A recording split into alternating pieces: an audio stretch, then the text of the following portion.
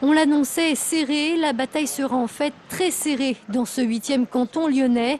Arrivé en tête du premier tour, Lionel Lassagne, le conseiller général sortant, compte seulement 202 voix d'avance.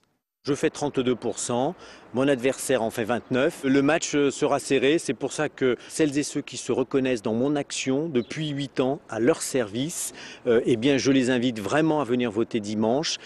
Chaque voix va compter. Un calcul plutôt simple que Thierry Philippe a d'ailleurs bien compris. Le maire socialiste du 3e compte sur un bon report des voix à gauche, soit près de 18% des suffrages au total, pour faire le plein. Je suis au 2e tour le candidat de toute la gauche, des centristes et des démocrates. Il y a des bureaux de vote classiquement à gauche dans lesquels il y a des taux d'abstention de l'ordre de 70%. Donc je compte sur ces électrices et sur ces électeurs. Pour les deux candidats, pas de doute, les abstentionnistes seront bien la clé de ce 2e tour et pas seulement dans le 8e canton lyonnais.